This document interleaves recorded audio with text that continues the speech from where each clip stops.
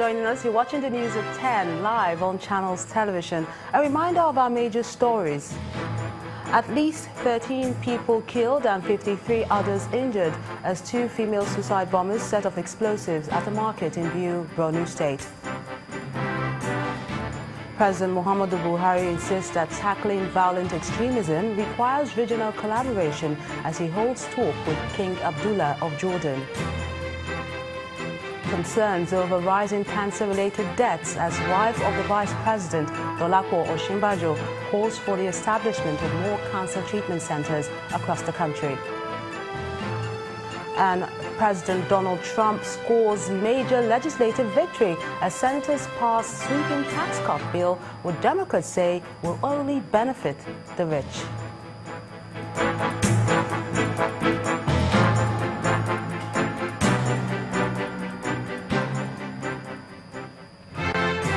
For more on our top stories and others, please visit our website. It's channelstv.com and on youtube.com/channelsweb. Log on to m.channelstv.com to watch us on your mobile device or download the Channels TV app for Android, iOS and Windows devices from their respective stores. And besides keeping you updated on the go, the Channels TV and Channels 24 app will give you access to news and updates, which you can share pictures, videos, or news of happenings around you. Just install the app, then tap and swipe to reveal the menu and follow the instructions. And let's have some of those pictures you sent into our eyewitness portal. We'll begin with this one, a huge heap of refuse which has taken over the road, leaving cars struggling with just a lane. Our eyewitness reporter who sent this from Port Harcourt, the River State capital, is appealing to the concerned authorities to clear the rubbish. And next is this picture of students learning in an unconducive environment in a public primary school in Jalingo, Taraba State. Our eyewitness reporter is not happy with this ugly sight as children cannot be encouraged to learn in such an atmosphere. Our eyewitness reporter wants the state government to come to the aid of these future leaders. Then this picture is coming from Green Villa Junction, Yanugwa in Bayelsa State. Our eyewitness reporter who says the electric poles carry high tension wires wants the distribution company in charge to fix it to avoid any ugly incident. We thank you so much for sending in those pictures and we do encourage you to keep them coming. Now, let's get some more perspective on the controversial national minimum wage matter. And joining me on the News at 10 is an economist, Mr. Henry Boyo. You're welcome to the News at 10, Mr. Boyo. Now, this debate has lingered on for so long, whether or not to increase the national minimum wage. What's your take on this? Thank you. The minimum wage is supposed to be reviewed every 5 years. And since it was established in 2011, this is 2017, so technically it's due for review. Indeed, if there wasn't any time span given for the life of the minimum wage, if you find, for example, that people have lost significant purchasing power in the incomes that they earn, then whether it's 5 years, whether it's 1 year, ideally there should be a review of the minimum wage. Well, how realistic 56,000 naira minimum wage Labour is demanding? What's your take on that? Well, the unfortunate reality is that we often look at optical quantity. In other words, just by increasing the minimum wage to 56,000 may not actually bring the circle that is being expected. For example, you had a situation where we had 125 naira minimum wage at one time. Is it 125 or 150? Which was equivalent almost to $150.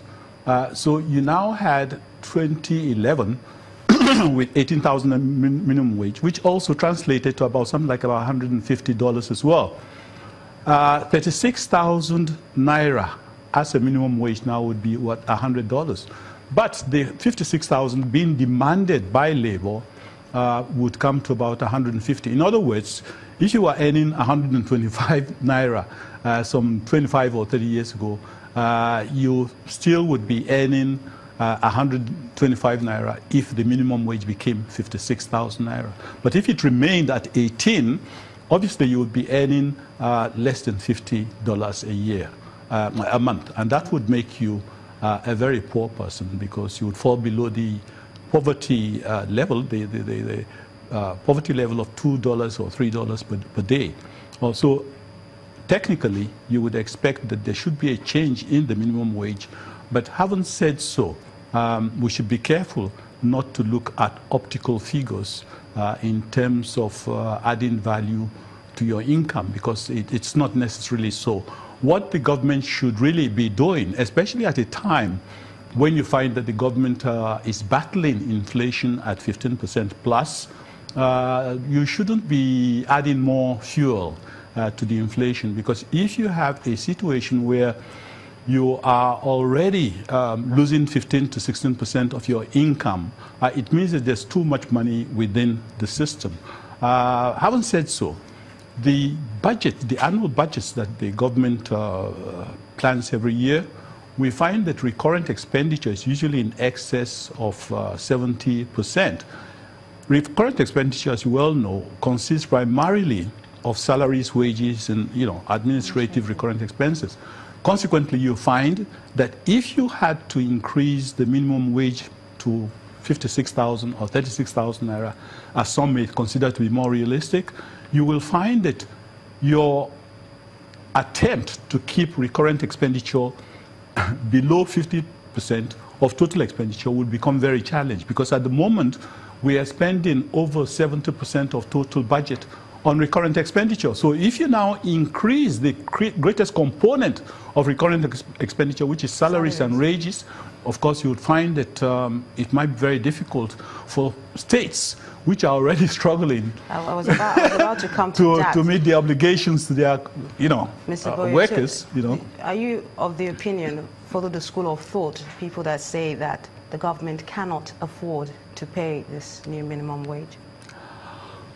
Especially with the public officers and their large sums. I think it would be a challenge for the government to pay, especially the state governments, to pay the even 18,000 naira minimum wage they are unable to pay. So I consider that even if you had a victory, in other words, victory in the negotiations, and you ended up with 36,000 or thereabouts, it is still a kind of Pyrrhic victory in the sense that it will instigate various unpleasant results within the economy. It will fire inflation. If it fires inflation above 15%, for example, you'll find that pensioners and people who earn static incomes will be badly challenged if inflation continues at 15 or 16%. And when you add in more money into the system, you are firing inflation beyond the 15% that it is at the moment. Okay, Mr. Boye, let's wrap up this conversation now. What do you think the committee that has been set up by the President to look at this national new minimum wage issue should be looking at?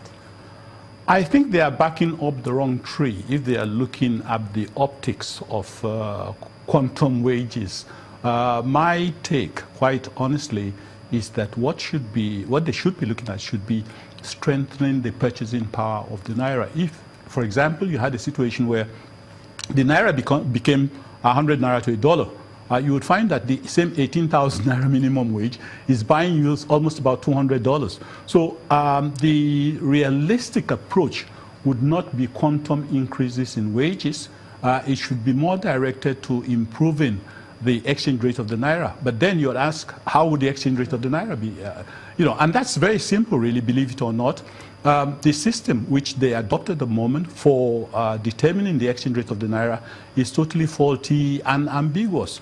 If you had a situation where you are able to turn around the market system that determines the naira rate of exchange, so that instead of auctioning the dollar against the naira, you would actually be auctioning the naira against the dollar.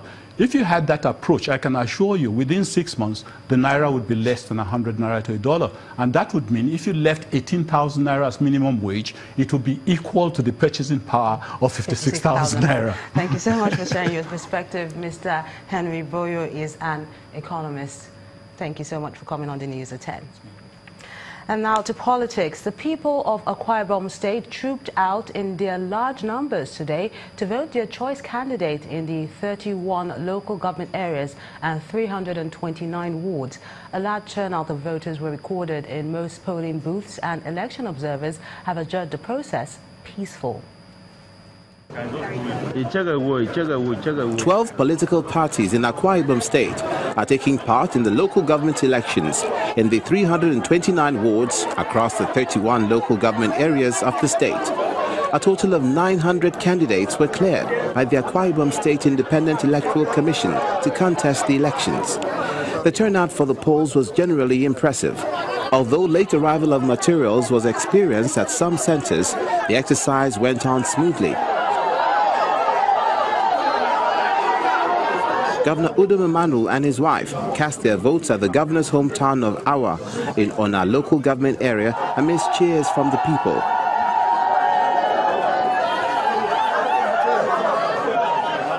Local government election is one of the most difficult elections to conduct. So by the time you do local government election without spilling even a drop of blood, you have to thank God, not man.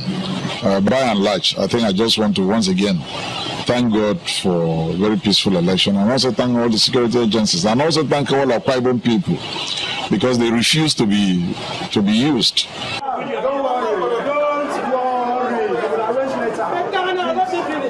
Agents of the two major political parties, the People's Democratic Party and the All Progressives Congress, also gave an assessment of the polls. The turnout has been impressive. You can see the line, and the turnout is very, very impressive. And so far we have done accreditation, and voting has since commenced. So everything is done peacefully. As you can see, the election is free and fair. There is no problem, there is no challenging. Collation of results has already begun, with final results expected on Sunday.